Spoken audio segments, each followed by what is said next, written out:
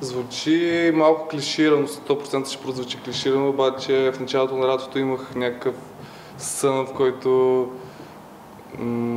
който ми беше казано, че трябва да спирам да снимам постоянно. Аз преди това се бях фокусирал само и изцяло върху модата. И така, цяло лято не спрях да снимам, снимах всякакви неща, които виждах и ме заобикалят. Сега също продължавам. Правим различни проекти и неща, независимо по кое време на денонощието.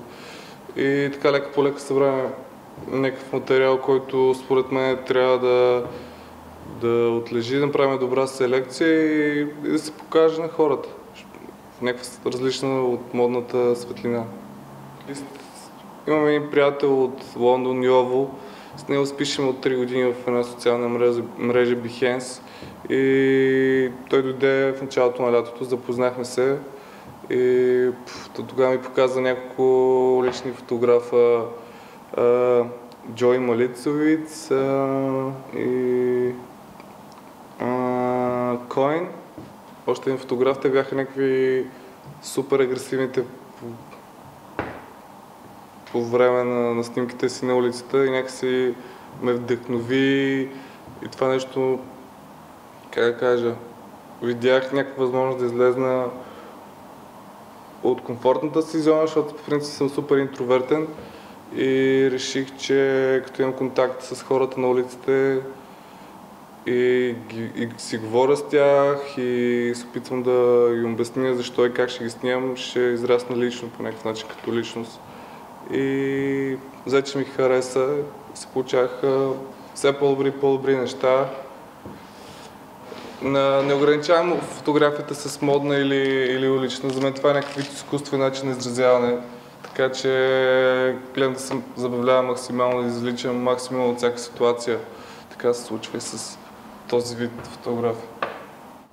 Уличната фотография е нещо уникално само по себе си. Някакви моменти, които изобщо не са, как да кажа, спонтанни, ненагласени, направо истински такива, които могат да докоснат по най-добрия начин. Никой не може да нагласиш и да подредиш такъв кадър, който се случва на улицата, затова никога не се опитвам да го променям.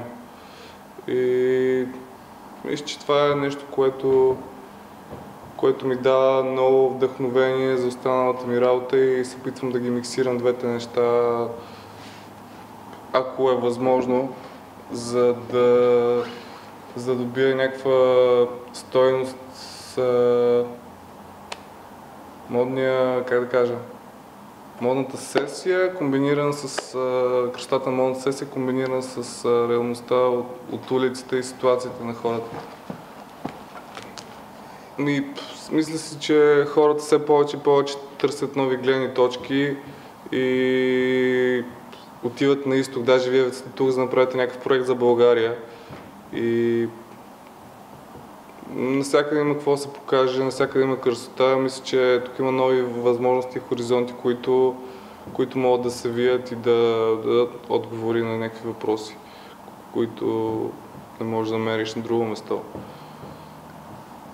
Мисля, че хората, които са на върха на властта, крадат повече, отколкото могат да изхарчат те самите, техните деца, внуците и правнуците им, което е брутално по някакъв начин.